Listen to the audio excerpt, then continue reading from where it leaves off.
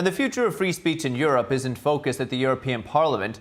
Lawmakers yesterday debated a new proposal called Democracy Shield, as well as a recent fine imposed on Elon Musk's social media company, X. NTD's Daniel Monahan spoke with a European attorney for analysis. Supporters of the European Democracy Shield say the initiative aims to strengthen information integrity across Europe by countering so-called disinformation and election interference. The European Partnership for Democracy argues the information space is increasingly targeted by foreign manipulation and the growing influence of major platforms such as X. Earlier this month, the European Commission fined X around $140 million for violating the Digital Services Act. Owner Elon Musk called the penalty politically motivated and an attack on free speech. Irish Commissioner Michael McGrath, who oversees the Democracy Shield, rejected that criticism, saying the policy is designed to protect, not limit, free expression. Far from being a tool of censorship, it actually by design protects freedom of expression within the European Union, and that is fundamentally what our democracy is about: vibrant and robust debate. These online monopolists are all sitting in the US or China. The only way to protect our public space is to create our own European digital champions that follow our rules. But critics in the European Parliament disagree. Cypriot lawmaker Fidias Panayotou accused the EU of attempting to censor speech online.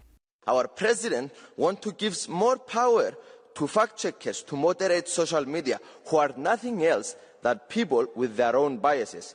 Panayotou brought up platforms run by Musk and Telegram founder Pavel Durov as models for greater speech freedom. Things like community notes have helped to empower the citizens themselves to decide what's right and what's wrong, instead of biased fact-checkers. So please, von der Leyen, let Europeans express themselves freely, even if you don't like their opinion. Parliament member Milan Mazurek accused the European Commission of punishing national identity and dissent. Those people want to preserve their countries as they remember them from time they were children. They want to preserve their countries free, independent, safe, clean and beautiful. They want their countries without hordes of illegal aliens killing and raping women and children in the streets, and they want their countries without daily terrorist attacks. Mazurek also accused EU leaders of fining Musk and X because they don't want free speech.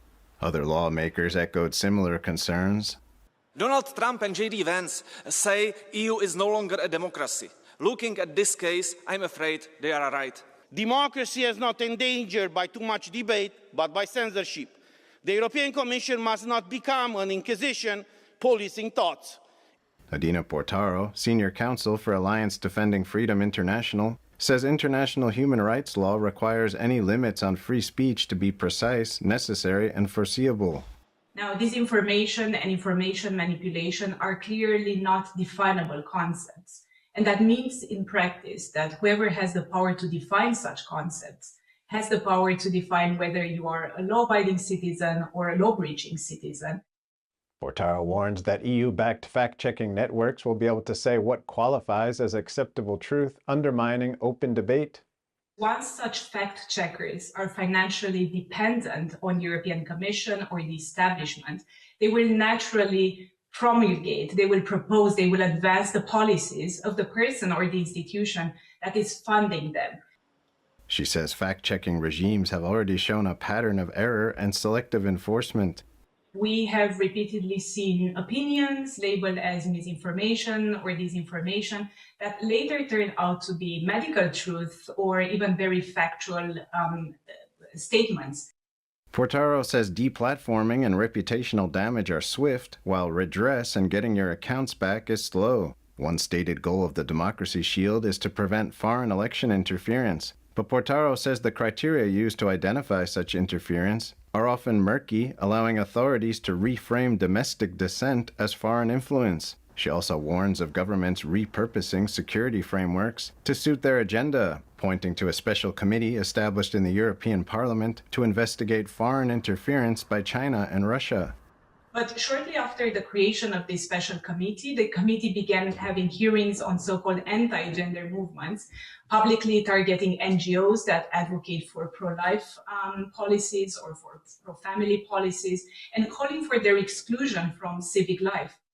Portaro says Europe now faces a choice to either keep treating speech as a risk to mitigate and manage with bureaucratic systems, or to reaffirm a free speech culture which trusts citizens to debate, disagree, and confront ideas openly.